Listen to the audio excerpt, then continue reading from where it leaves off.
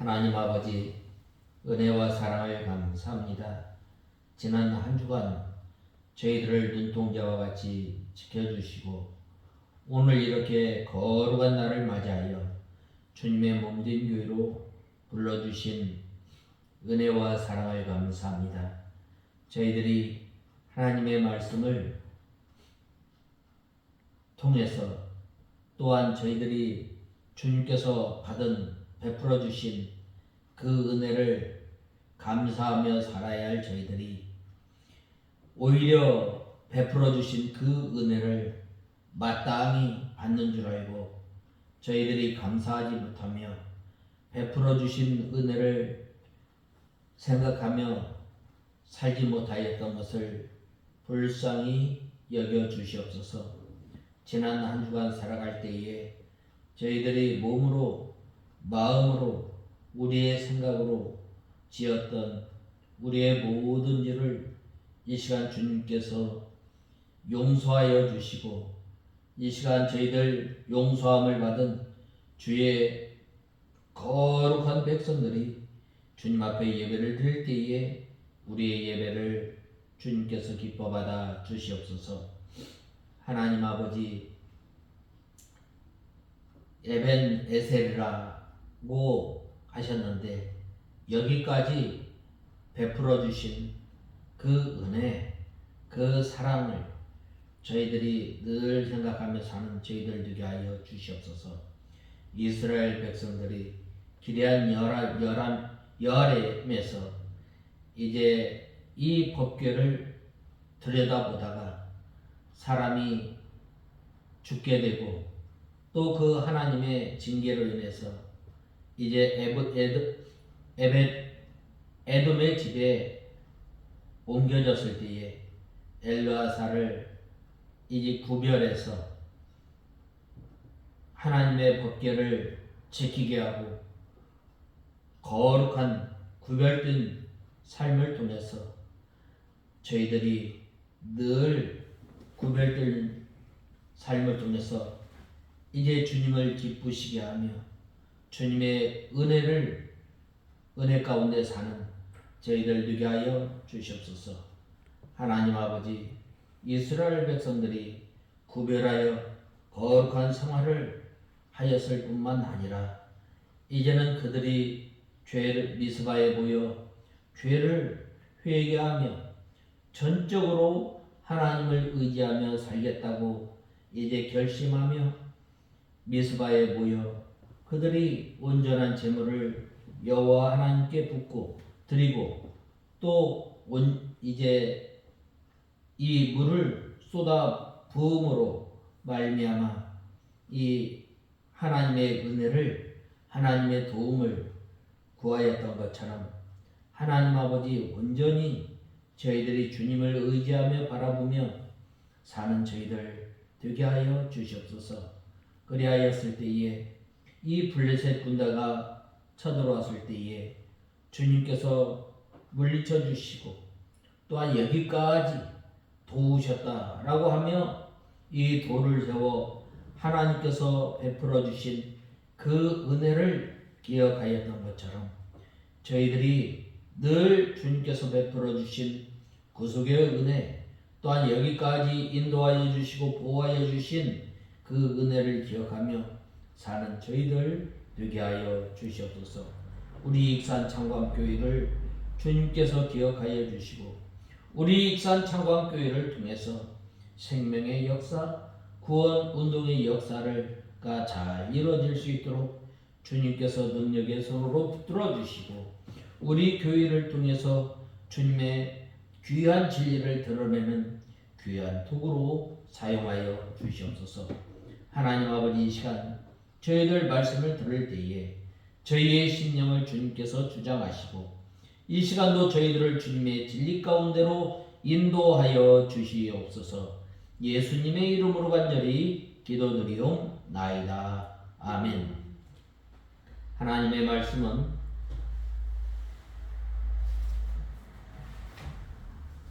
사사기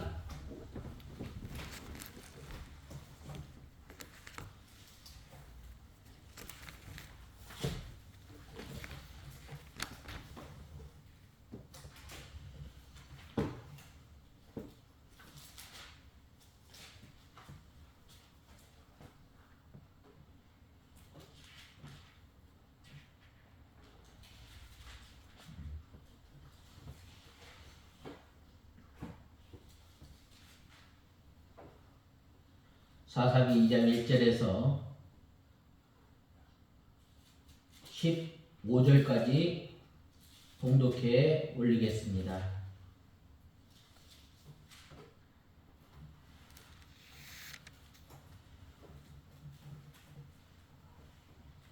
찾으신 줄 알고 봉독해 올리겠습니다.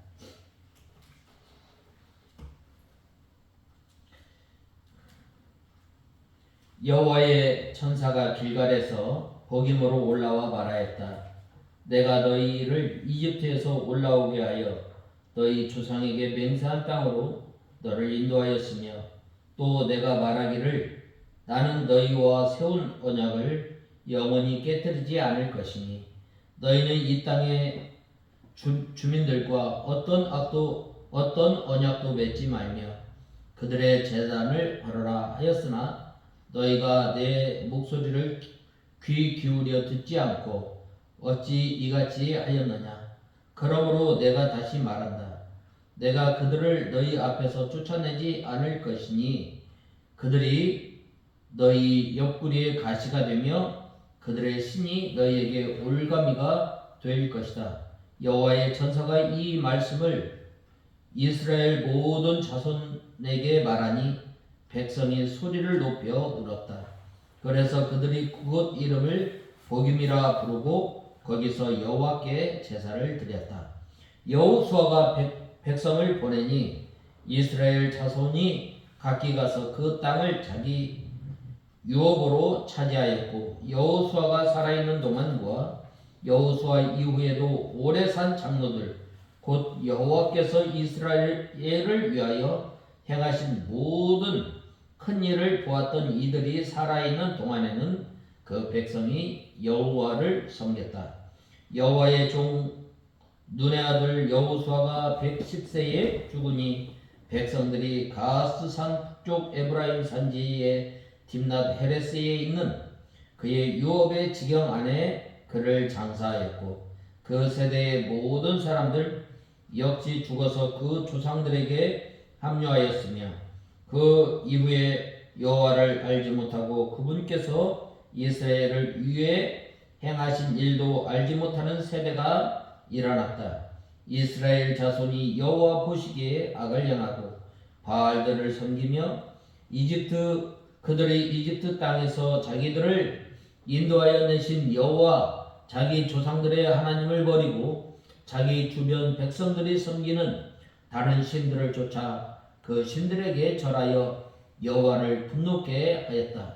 그들이 여호와를 버리고 바알과 아스타롯을 섬겼으므로 여호와께서 이스라엘에게 진노하사 그들을 약탈자의 손에 넘겨 약탈당하게 하시고 그 주위에 있는 원수들의 손에 그들을 팔아 넘기시니 그들이 원수들 앞에서 더 이상 버틸 수 없었으며 그들이 가는 곳마다 여호와께서 말씀하시고 맹세하신 대로 여호와의 손이 그들에게 재앙을 내리심으로 그들이 고통이 심하였다.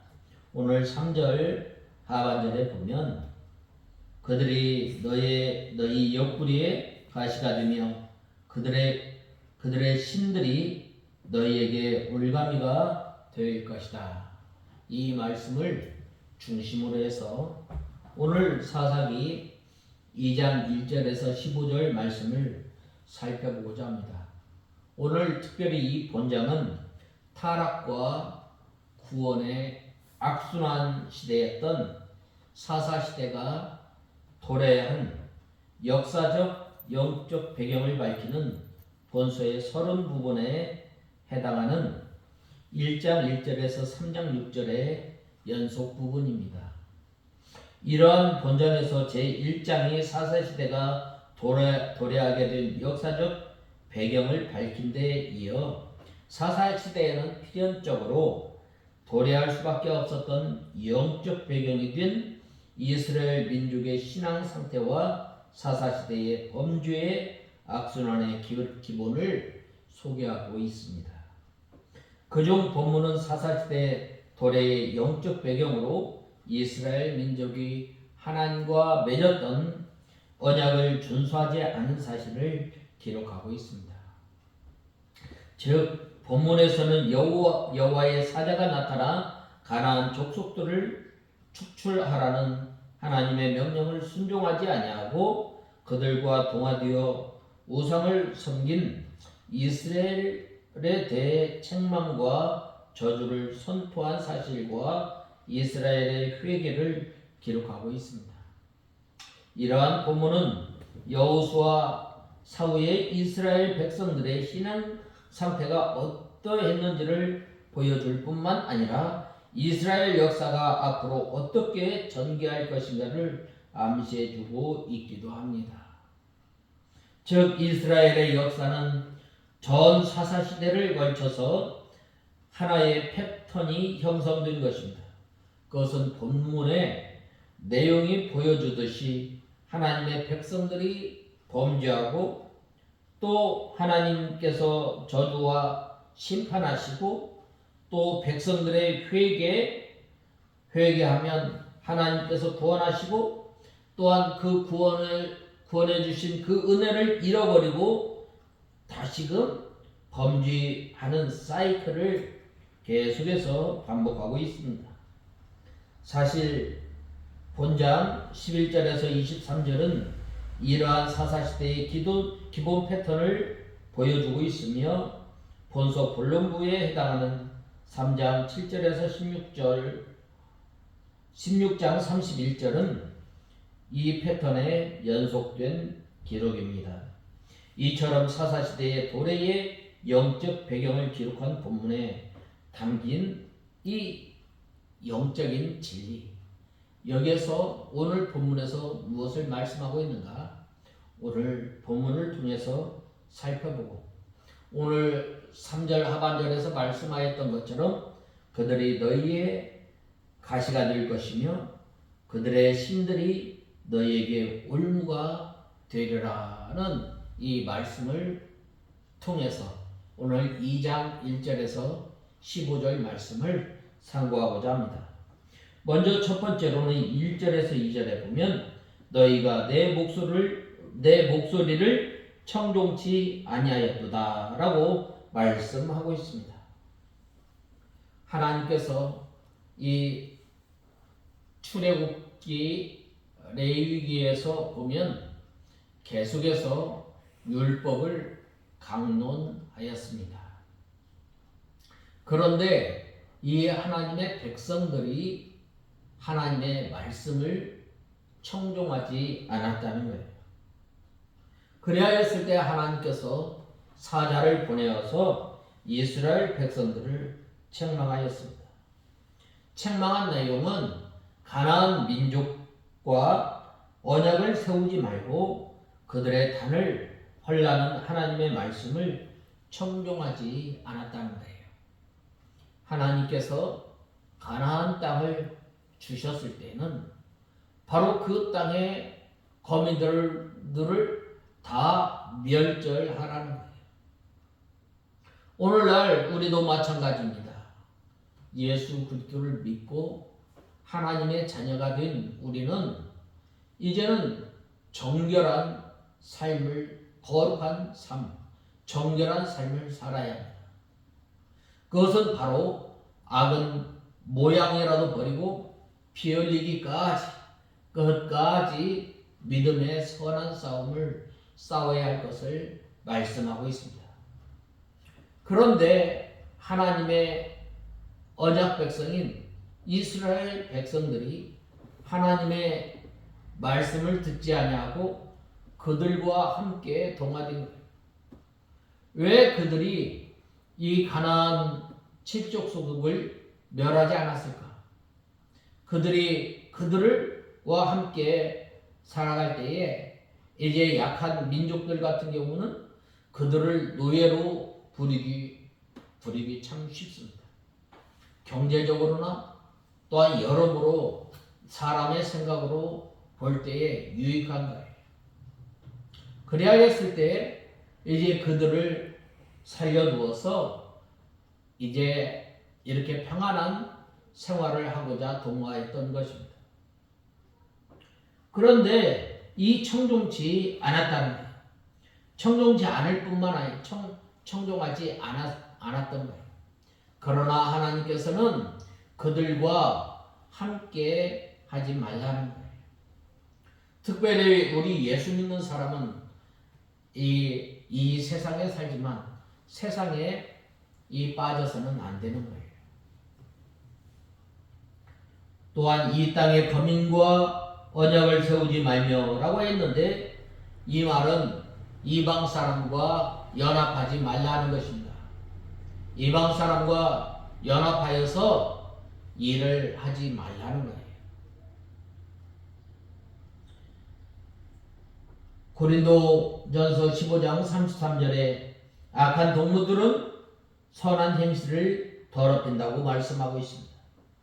이방인과 타협하고 연합하게 되면 이스라엘 백성들이 그들의 습관, 그들의 풍속, 그들의 종교 그대로 받아들이는 거예요. 그래서 이방 풍속을 쫓게 되고 또한 우상을 섬기게 됩니다. 우상은 하나님께서 가장 싫어하는 거예요.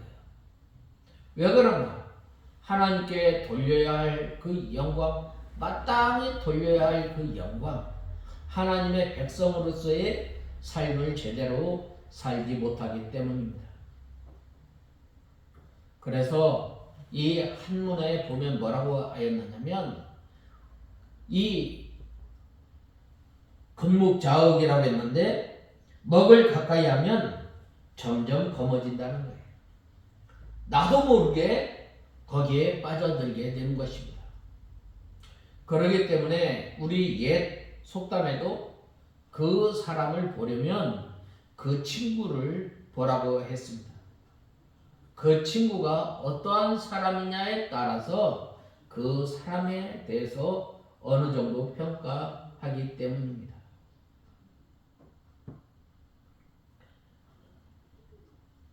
악한 사람들과 교제하게 되면 자기도 알지 못하는 사이에 그들의 행동을 따라가게 되고 마침내는 하나님 앞에 합당치 않는 길을 걷게 되는 것입니다. 그렇기 때문에 어떻게 해요? 그들과 언약하지 말고 그들과 사귀지 말라라고 말씀하고 있습니다. 오늘날 특별히 우리 믿는 성도들이 이 세상에 살지만 이 세상의 풍속을 쫓지 않아야 합니다. 우리가 전에는 어떤 사람이었어요? 세상 풍속을 쫓고 이 공중권세 잡은 자를 쫓았던 우리인데 하나님께서 은혜로 말미암아 그 크신 사랑으로 말미암아 우리를 하나님의 자녀로 삼아주시고 우리를 하나님의 자녀로 삼아주실 뿐만 아니라 우리를 하나님의 거룩한 백성으로 삼아주셨는데 이제는 우리가 어떠한 삶을 살아야 하는가? 우리가 늘 하나님의 말씀을 청종하며 살아야 합니다. 하나님의 말씀을 청종하며 살 때는 바로 그 사람이 형통한 길로 가게 되는 거예요. 어디를 가든지 하나님께서 내가 너에게 너 밟는 땅을 내가 주겠다라고 약속하신 거예요. 이스라엘 백성들이 하나님의 말씀을 붙들고 가나안 정복을 계속해서 정복해 나갔다면 하나님께서 하나님의 약속 가운데 그들이 번성하고 그들이 하나님께서 내리시는 복 가운데 살아갔다는 거예요. 그런데 오늘 본문은 너희가 내 목소리를 청종하지 않았도다 라고 말씀하고 있습니다. 왜 그런가?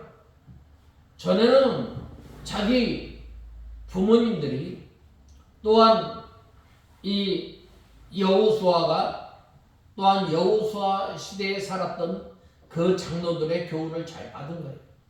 그런데 문제는 바로 이 가정에서부터 이 신앙교육이 이루어지지 않았다는 거예요. 하나님은 어떤 분이신가? 하나님은 누구인가? 가르치질 않아요. 가르쳤다고 해도 그 자손들이 말을 듣지 않는 거예요. 부모님의 말을 듣지 않는 거예요. 그래서 이 이스라엘 백성들이 하나님 보시기에 삶을 살아간 것이 아니라 자기의 옳은 소견대로 살았던 거예요. 그러기 때문에 어떻게 된 거예요? 하나님의 말씀을 청종하지 않는 거예요. 하나님의 말씀 꼭 여호와 하나님만 섬겨야 하는가?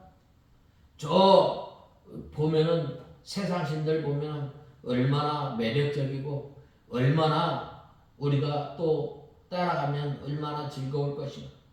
이스라엘 백성들이 이것을 생각합니다. 예수 믿는다고 왜 술과 담배를 왜 하지 말아야 하는가? 왜 또 이렇게 향락을 즐기면 안 되는가? 꼭 그렇게 해야 한다. 신앙생활을 좀 넓게 하고 편하게 하면 좋을 것이다. 그런데 하나님께서는 먼저 뭐라고 말씀하셨어요? 청종치 않았던 것을 책망하시고 또 그들의 단을 헐라고 말씀하였던 것입니다. 우리가 하나님 앞에 나와서 또한 하나님의 정결한 그 백성으로 살아가려면 이방 신들을 섬겼던 것을 어떻게 해요? 그 단을 헐라는 거예요. 그 단을 헐라라고 했는데 우상 섬기던 것을 다 없애라는 것입니다. 우상을 섬기던 단을 놓아두면 언젠가는 그 자기도 이 우상을 섬기게 되기 때문입니다. 우상은 무엇입니까? 우상은 하나님보다 더 귀히 여기는 거예요. 하나님보다 더 사랑하는 거예요. 하나님보다 더 마음에 드는 거예요. 보이는 우상이 구약시대나 옛날에는 보이는 우상을 섬겼다면 우리 예수 믿는 사람들은 보이지 않는 우상을 섬기는 거예요. 보이지 않는 우상이 뭐예요? 바로 자기 자신이에요. 또 자기 가족이 될 수 있고 또 돈이 될 수 있고 권력이 될 수 있고 지식이 될 수 있는 거예요. 이러한 것들을 다 버리라는 거예요. 그러므로 세상의 세력이 우상이 될 수 있습니다. 돈이 우상이 될 수 있습니다. 자기도 우상이 될 수 있습니다. 이 완고한 고집이 우상이 될 수 있습니다. 완고한 고집은 사신 우상에게 절하는 것이라고 말씀하지 않았어요. 이스라엘 백성들은 하나님의 명령을 어겨 이방인과 언약을 세우고 단을 헐지 않고 우상을 섬기게 되어 하나님의 진노를 쌓게 된 거예요. 왜 하나님께서 너는 내 앞에 다른 신을 두지 말라고 그랬는가? 우리의 예배를 받으시기에 합당하신 하나님, 오직 존귀와 영광을 받으시기에 합당하신 하나님이기 때문에 바로 내 앞에 다른 신을 두지 말라. 네가 지금 섬기고 있는 그 이방 신상을 헐어버리라는 거예요.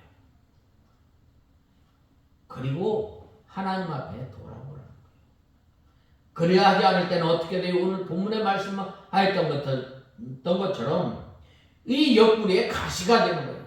이 옆구리에 가시가 된다는 것은 얼마나 고통스러운지 모르는 것입니다. 또한 이 그들의 신들이 너희의 올무가 된다고 했어요.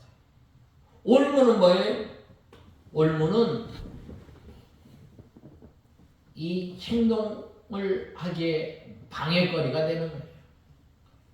하나님을 섬기는 것에 이 방해거리가 되는 거예요.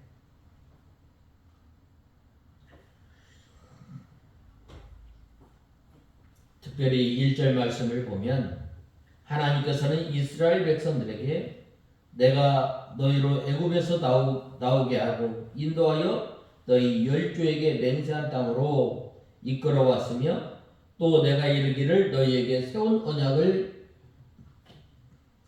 영원히 어기지 아니하리니라고 말씀하고 있습니다.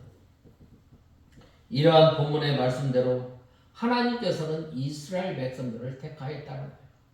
이스라엘 백성들을 택하였을 때에 그들이 잘나서 그들이 하나님의 선택받을 만한 어떤 조건이 있어서 하나님께서 택하신 것이 아니라 하나님께서 그 이스라엘 백성들을 볼 때 얼마나 그들이 약한지 모릅니다.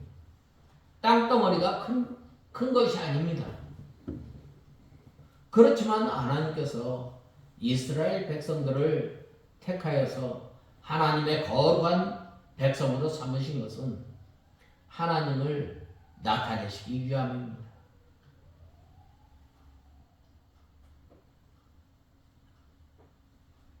이러한 본절의 말씀대로 하나님께서는 이스라엘 백성들을 택하여 애굽에서 신음하던 그들을 구원하셨고 그들과 언약을 맺으심으로 자기 백성으로 심은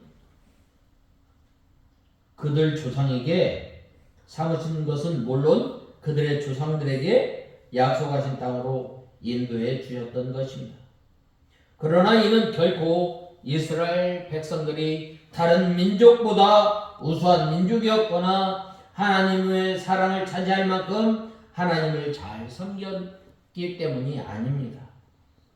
그들은 오히려 어느 민족보다도 초라하고 보잘것없는 민족이었으며 모세가 하나님의 말씀을 가지고 자기들에게 나왔을 때 그 말씀을 듣지 않았던 민족입니다.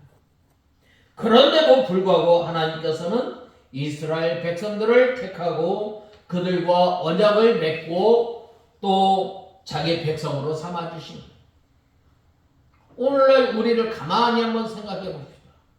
우리가 세상 사람들과 비교해서 나은 것이 있어요? 없어요. 우리가 세상 사람들보다 지식이 많거나 또한 세상 사람들보다 경제력이 월등히 낮거나 또한 세상 사람들이 가졌던 그 힘이 월등하게 크거나 그것이 아니라 하나님의 전적인 은혜로 말미암아 우리가 구원을 받고 우리가 하나님의 백성이 된 거예요.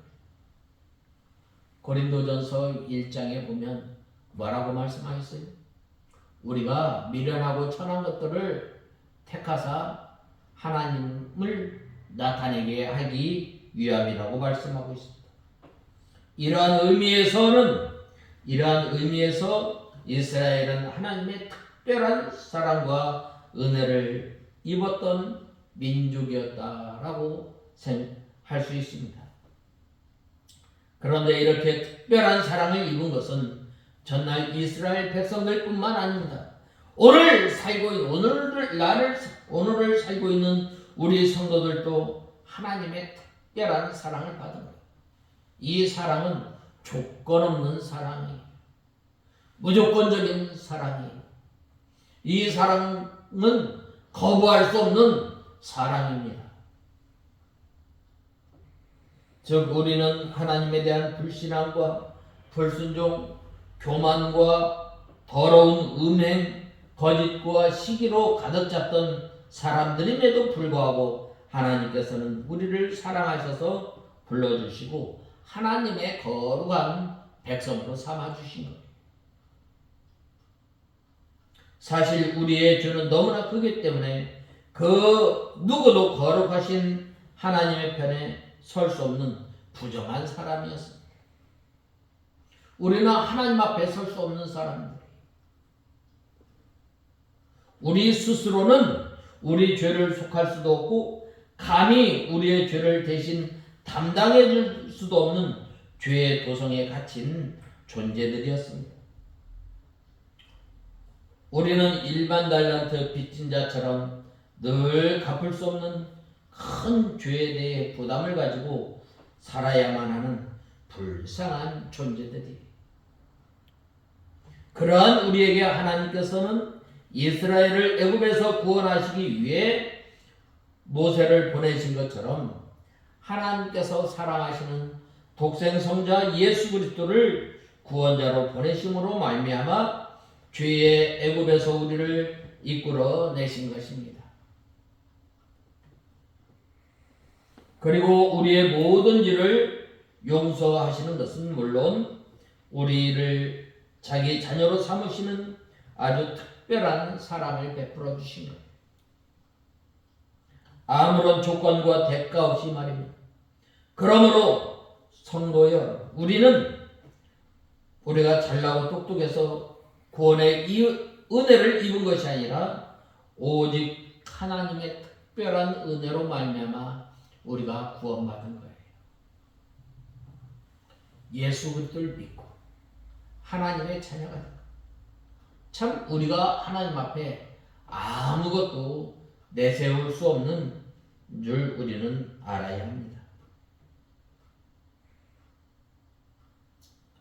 그러므로 우리는 하나님의 은혜로 말미암아 구원받았다는 사실을 늘 기억하고 하나님께 감사하며 사는 우리가 다 되어야 합니다.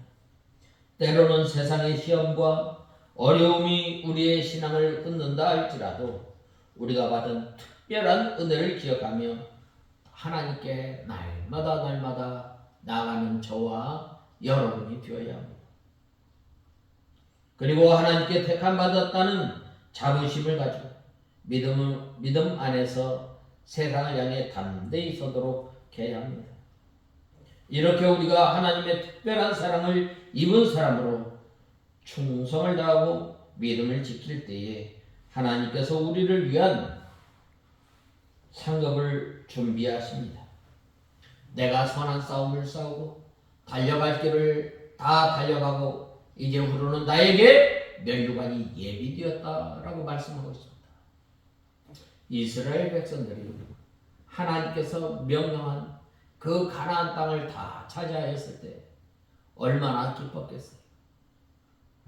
얼마나 하나님께서 그 정복전쟁을 할 때 힘을 주시고 또한 하나님의 능력을 체험했겠어요. 그런데 그들이 오히려 이 가나안 땅을 정복하는 것을 이제 하지 않음으로 말미암아 어떻게 된 거예요? 바로 그들이 이제 가나안 백성들이 그들의 올무가 그 가시가 되고 그들의 섬기는 신이 올무가 되었던 것입니다.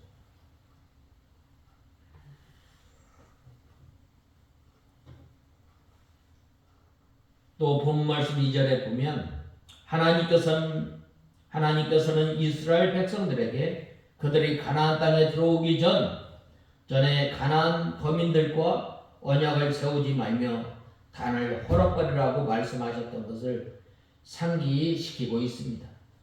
참으로 하나님께서는 이스라엘 백성들이 가나안 땅에 들어가 하나님의 이 가나안 족속들의 문화를 철저히 파괴하고 그들을 완전히 쫓아내기를 원하였던 것입니다. 이 하나님의 은혜를 받고 하나님의 특별한 사랑을 받은 우리 하나님의 백성들은 이제는 악과 싸울 때에 믿음의 선한 싸움을 싸울 때에 피 흘리기까지 끝까지 싸울 것을 말씀하고 있습니다. 참으로 하나님께서는 이스라엘 백성들이 가나안 땅에 들어가 가나안 족속들의 문화를 철저히 파괴하고 또 그들을 완전히 쫓아내기를 원하였습니다. 일반적으로 이 문화의 발달은 다른 문화의 접촉을 통해서 그 문화가 더욱더 발전하게 됩니다. 이스라엘 백성들이 가나안 땅의 문화를 접하는 것은 이스라엘 문화의 발달에 있어서 매우 중요한 일이었습니다. 그럼에도 불구하고 하나님께서는 가나안 땅의 문화를 어떻게 하라고 그랬어요? 파괴하라고. 왜 그런가? 바로 오히려 그들과 함께 동화되고 그들의 문화를 수용하게 되면 어떻게 되는 거예요? 바로 오히려 하나님을 섬기는 것이 아니라 오히려 하나님을 떠나게 되기 때문입니다. 그러면 왜 하나님께서는 이스라엘이 가나안 땅의 문화를 접하지 못하도록 하였는가? 그것은 바로 인간의 심성은 죄악을 보고 배우기에 빠르기 때문입니다. 어린아이가 이 보면 아주 나쁜 습관은 따라하기 참 쉬워요. 어린아이들 이렇게 보면은 어떻게 돼요? 남의 물건 가지고 뒤에다 숨기는 거예요. 이 악은 굉장히 빨리 배워요. 그러나 좋은 습관은 얼마나 우리가 노력하고 얼마나 우리가 연습해야 하는지 모릅니다.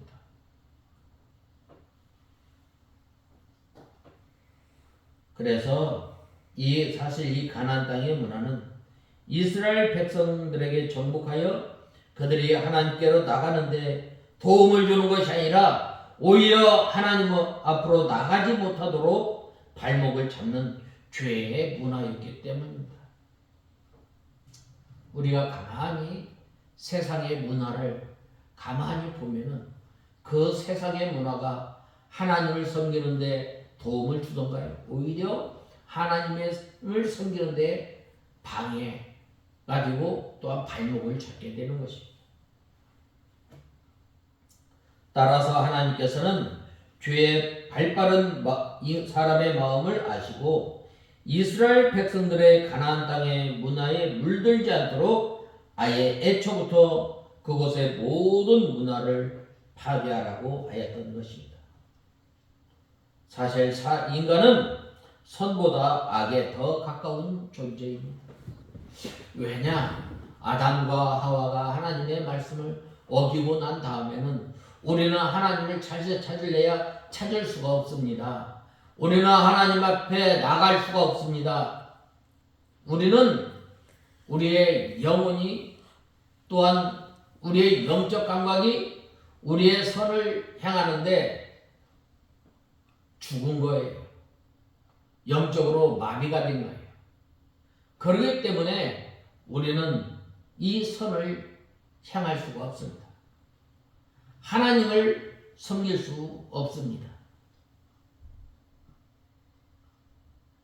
그렇기 때문에 하나님께서 이 가나안 땅의 문화를 완전히 없애라는 것입니다. 때문에 선을 배우고 행하기보다는 악을 배우고 행하기가 훨씬 더 수월합니다. 우리 어린 아이들을 가만히 한번 살펴보면 그들은 선하고 유익한 것보다 악하고 나쁜 것을 배우는 일에 유난히 빠릅니다. 또한 우리들의 삶을 보더라도 내 주머니에 있는 것을 다른 사람에게 주는 것은 배우기 어렵고 행하기도 어렵습니다. 그러나 남의 것을 내 주머니에 넣는 것은 배우기도 쉽고 또 행하기도 쉽습니다. 그래서 성경에도 사람의 마음이 악하다고 말을 하고 있는 것입니다. 이처럼 한번 타락을 경험한 사람의 마음은 선을 행하는 것보다 악한 것, 즉 죄를 배우고 또 죄에 동참하기를 더 즐기며 좋아하는 것입니다. 우리 생활 가운데서 어떻게든 악한 것을 가까이 하지 말고 멀리 해야 합니다. 아무리 신앙이 좋은 사람이라 할지라도 악을 가까이 하다 보면 필연적으로 타락하게 마련입니다. 사도 바울도 악은 모양이라도 버려라라고 권고하고 있습니다. 그러므로 악은 그 무엇이든지 크든지 작든지 우리 가까이에 두지 말고 우리 주변에 악한 것들이 있다면 속히 제하여 버려야 합니다. 그러기 때문에 하나님께서 뭐라고 말씀하였어요? 2절에 보면 이 제단을 헐어버려라 라고 말씀하고 있습니다. 그 다음에 두 번째로는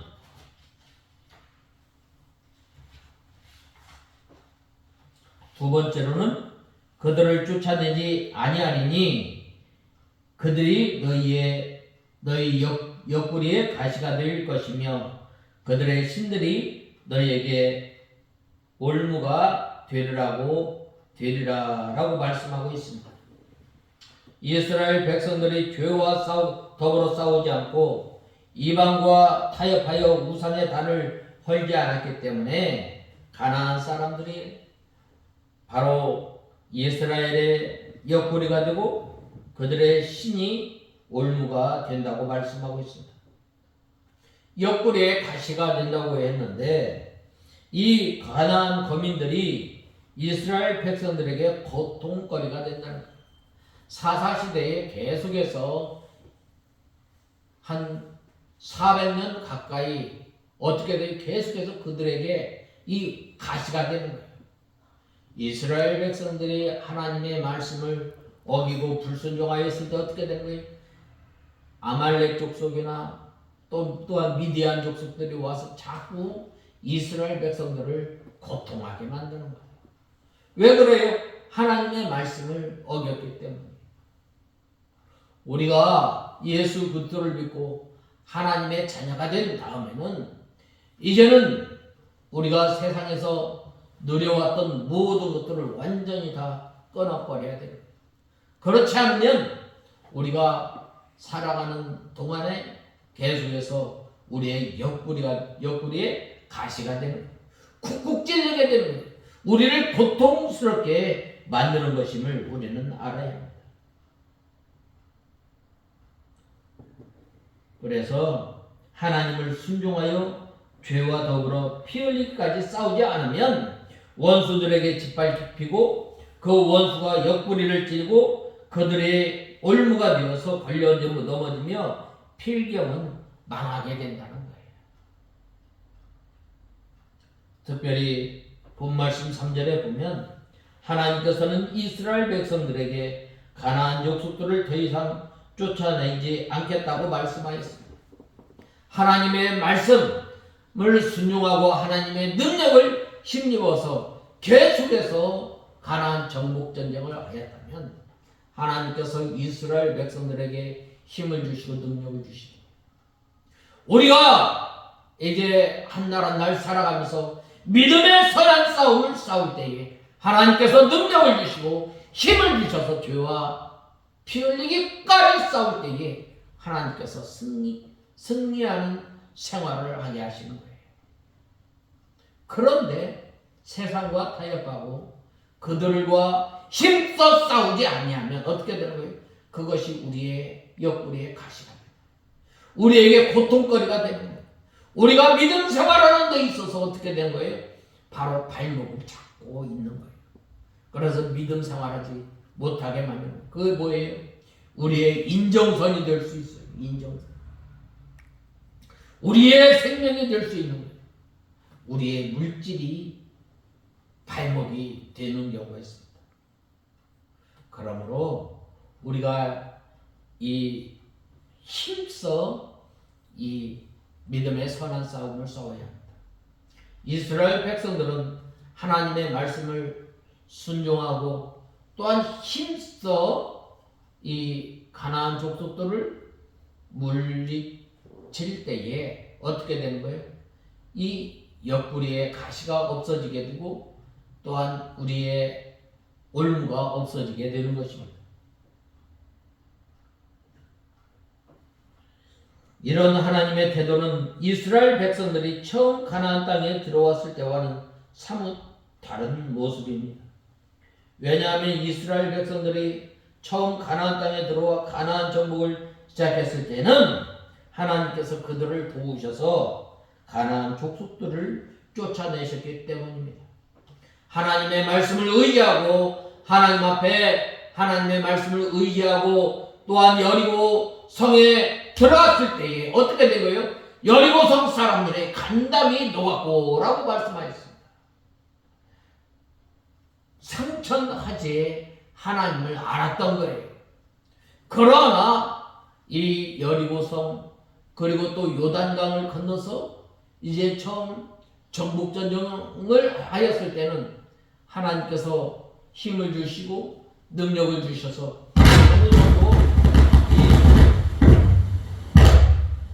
어느 정도 가나안 정복 전쟁을 하게 됩니다.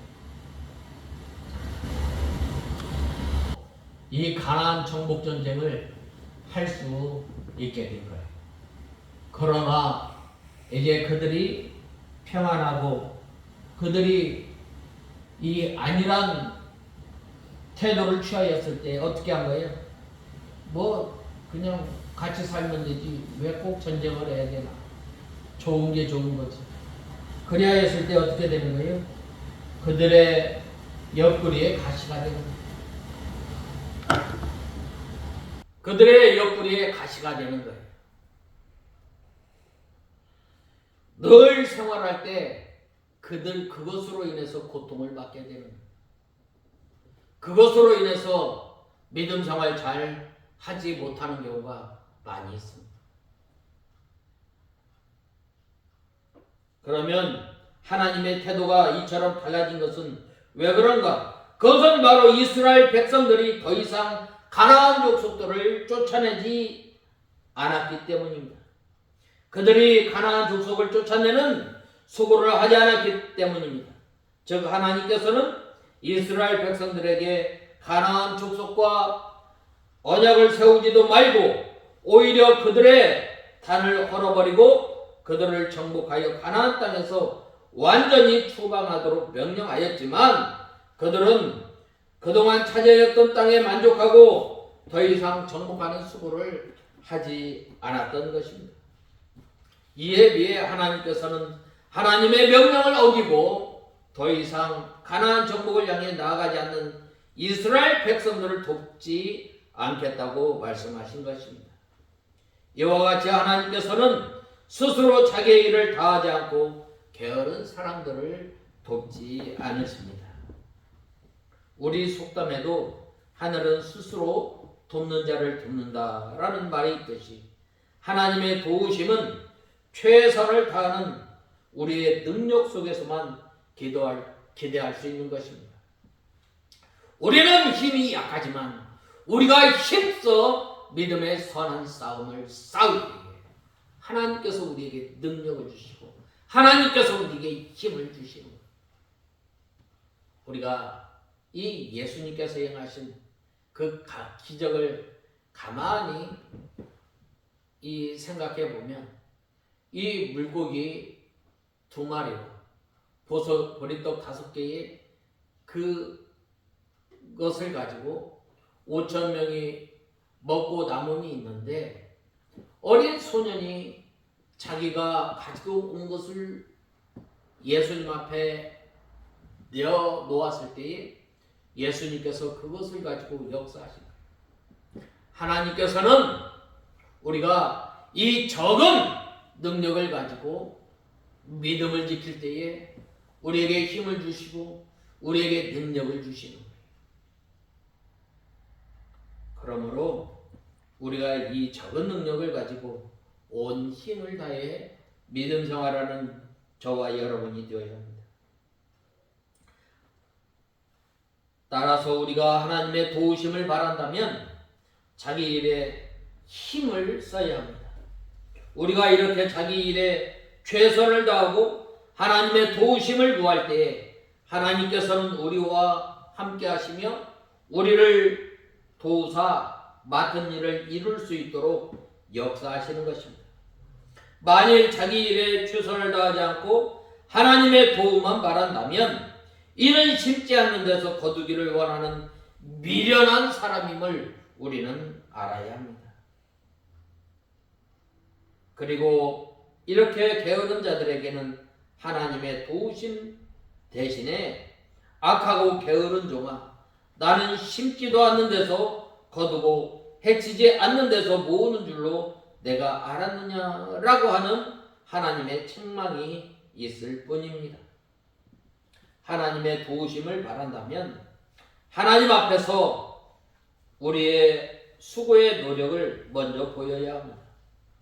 하나님께서는 우리의 수고와 노력을 기쁘게 여기시며 우리 위에 은혜를 더하여 주시는 것입니다. 하나님께서 우리의 수고와 발의 은혜를 베푸시는 하나님이신 줄 우리는 알아야 합니다. 그러나 이 이스라엘 백성들이 가나안 정복 전쟁을 통해서 하나님의 능력, 하나님의 크신 역사를 맛보았음에도 불구하고 그들이 평안함을 또한 아니란 생각을 통해서 그들이 이 가나안 족속들을 어떻게 했어요? 쫓아내지 아니하였다고 했습니다. 그래야 했을 때 어떻게 된 거예요? 그들의 백성이 가시가 되고 올무가 된 거예요. 우리가 힘써 믿음의 선한 싸움을 싸우지 않는다면 오히려 그것들이 우리의 방해거리가 되고 우리에게 고통을 주는 줄 우리는 알아야 합니다. 그 다음에는 이제 이스라엘 모든 자손들에게 이르매 백성이 소리를 높여 울고 거기서 제사를 드렸더라라고 말씀하고 있습니다. 이렇게 하나님께서 사자를 보내어서 이스라엘 백성들을 책망하였을 때에 이스라엘 백성들이 그 말을 듣고 회개한 것입니다.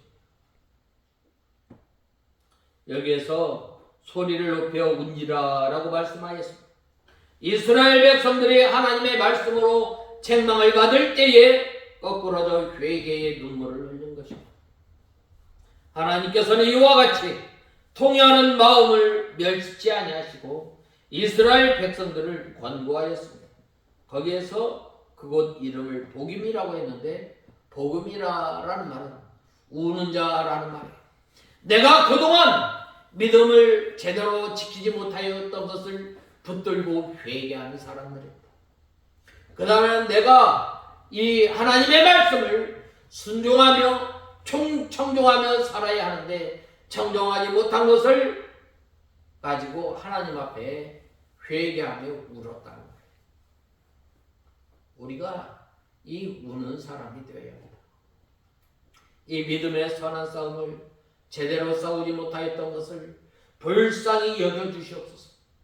우리가 회개해야 돼.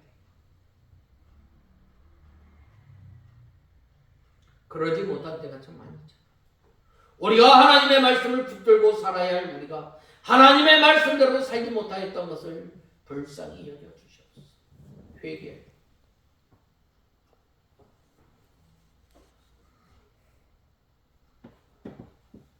이스라엘 백성들을 권고하였는데 그곳 이름을 복임이라고 말씀하였습니다.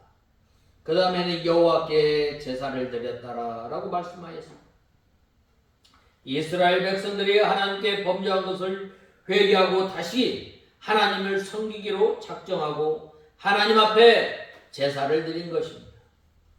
참 이 하나님 앞에 이 제사를 드리는 것, 우리가 하나님 앞에 예배를 드리는 것, 신령과 진정으로 예배를 드려야 됩니다.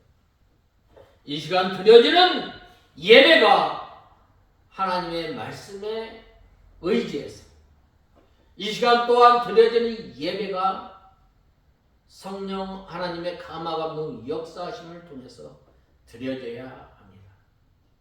그럴 때에 그러한 예배를 드리려면 먼저 우리가 상하고 통회하는 심령으로 주님 앞에 나와야 됩니다.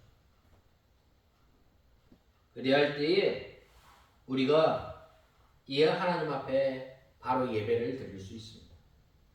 본 말씀 4절에서 5절을 보면 이스라엘 백성들이 하나님의 책망을 듣고 소리 높여 울고 하나님께 제사를 드린 사실을 기록하고 있습니다. 이 내용을 보자면 이스라엘 백성들은 하나님의 책망을 듣고 하나님 앞에 철저히 회개를 통해서 자신들의 잘못을 돌이킨 것처럼 보여집니다. 하지만 11절을 보면 이스라엘 백성들이 여전히 바알을 섬기며 하나님의 목전에서 악을 행하였음을 말씀하고 있습니다. 이는 결국 그들의 회개가 진정한 것이 아니었음을 시사해 줍니다. 이스라엘 백성들이 하나님 앞에서 한 회개는 근본적인 삶의 변화를 이루지 못하는 순간적이고 감정적인 후회일 뿐이었습니다. 그런데 오늘 우리의 모습을 보면 우리에게도 여전히 이러한 모습이 있음을 보게 됩니다. 우리나라의 25%가 예수 믿는 사람이라고 했는데 하나님 앞에서 자기 죄를 회개하고 그리스도인들이 된 사람들입니다. 지금도 우리는 새벽 기도나 철야 기도마다 눈물을 흘리며 하나님 앞에 죄 용서를 구하는데 또 기도원에서 부흥 집회하게 되면 회개의 부르짖음이 천둥소리와 같이 진동하고 잘못을 뉘우치며 눈물이 바다를 이루기도 합니다. 하지만 우리의 사유는 어떤가? 한번 되돌아봐야 합니다. 불의와 교만이 있습니다. 거짓과 또 우상이 있습니다. 그리고 음란과 쾌락들이 난무하고 있습니다. 하나님 앞에서 변화된 또 회개하고 그 삶이 변화된 그리스도인이 25%인 사회에서 도저히 일어날 수 없는 일이 벌어지고 있습니다. 한 통계 자료에 의하면 공동체의 3%가 변화되면 그 공동체 전체를 변화시킬 수 있다고 합니다. 특별히 우리나라 이 초대교회 역사에 보면 그때 당시에 1% 조금 넘는 그 기독교인이 이 사회에 얼마나 큰 영향을 끼쳤는지 모릅니다. 1919년 3월 1일 만세운동 때에 독립선언서 이 문서에 이 사인한 사람 반절이 바로 기독교인이에요. 33명 대표 운동 가운데 절반이 기독교인이었어요.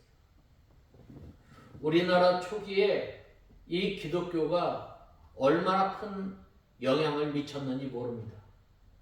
사회, 문화, 교육 모든 면에서 이 두각을 나타냈던 거예요. 그런데 지금은 어떤가요? 지금 이 교회가 지탄거리가 된 거예요. 세상의 걱정거리가 된 거예요. 왜 그래요? 우리들이 하나님 앞에 전적으로 회개하지 않았기 때문이에요. 뉘우쳤기 때문이에요. 뉘우쳤을 뿐만 아니라 이제는 자기가 지은 그 죄를 통한히 여기고 늘 하나님 앞에 삼가 조심해야 하는데 삼가 조심하지 않음으로 말미암아 어떻게 된 거예요? 오히려 이 사회의 지탄거리가 된 거예요. 우리의 믿음의 선진들 보면은 어떻게 된 거예요? 그 죄를 붙들고 새벽마다 하나님 앞에 회개하는 거예요. 그 자기 자신이 늘 겸손하게 하나님 앞에 나갔던 거예요. 그리하였을 때에 바로 이 사회 또한 우리 자신이 변화가 되는 것입니다. 이제는 우리의 회개가 감정적인 후회로 끝나는 것이 아니라 우리의 삶을 변화시킬 수 있는 진실한 회개가 되도록 우리는 힘써야 합니다. 진실한 회개는 우상을 떠나고 그것을 찍어 없애버리는 기도원의 회개입니다. 또한 이 다윗의 회개입니다. 그러므로 우리가 이 온전한 회개를 통해서 하나님을 기쁘시게 하는 저와 여러분이 다 되어야 하겠습니다. 다 같이 기도하겠습니다. 하나님 아버지, 은혜와 사랑을 감사합니다. 저희들이 힘써 믿음의 선한 싸움을 싸우지 아니하므로 우리가 이 죄악으로 말미암아 우리 옆구리에 가시가 되고 또한 올무로 인해서 믿음 생활을 잘 감당하지 못한 것을 불쌍히 여겨주시고 이제는 저희들이 죄와 싸울 때에 힘써 피 흘리기까지 싸우는 저희들 되게 하여 주시옵소서. 예수님의 이름으로 간절히 기도드리옵나이다. 아멘.